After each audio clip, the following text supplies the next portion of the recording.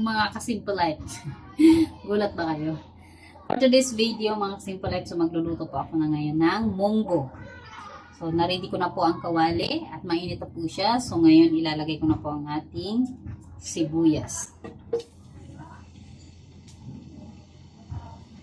So, panihapon to mga kasimple life.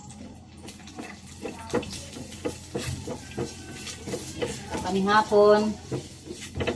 Okay, at isusunod po natin ang ating yung pangmalakasang bawang.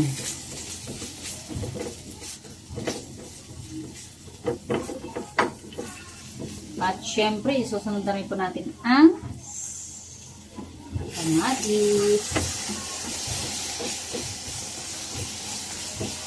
at ang ating luya.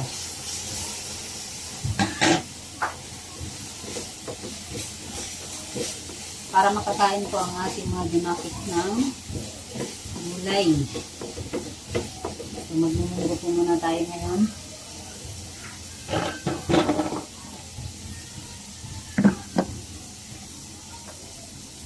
At meron pa ako ditong konting gulay na kalabasa at isusunod po natin sa paglagay.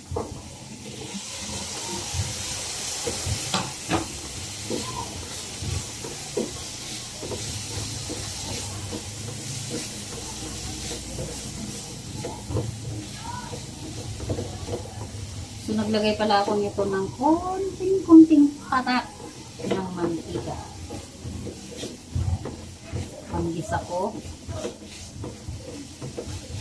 Okay. Tatakpan ko muna para hanggang sa maluto.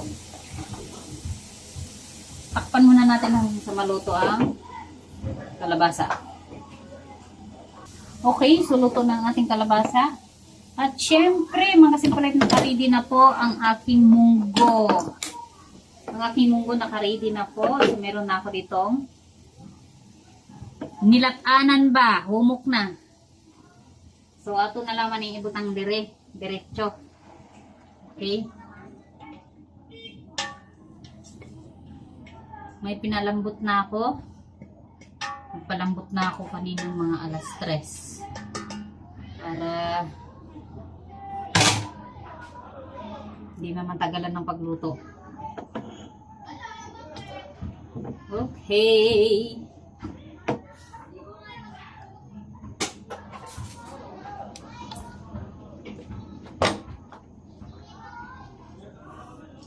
Okay, so mamaya pag naluto na ni si Ja, butangan na nato og kanang dahon nga alugbati mga simple life.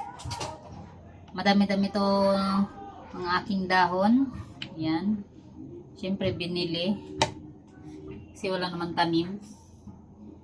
Okay, so pag lumambot na ang lahat, pag luto na, ipanghuli na natin itong paglagay mga simple life.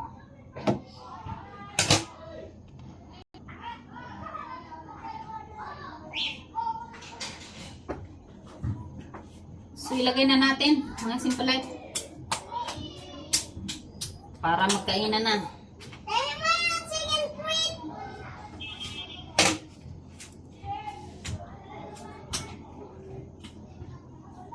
Okay, so ipapakita ko po sa inyo ang aking nilutong munggo. Okay, mga simple life. Ito ang aking lutong munggo.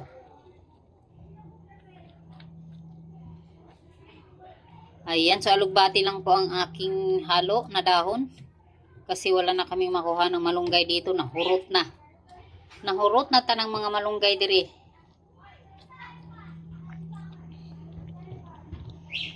Okay. Finished product. Mga kasimple life, kain na po tayo. Matagal-tagal na rin po kami hindi nakakain ng munggo.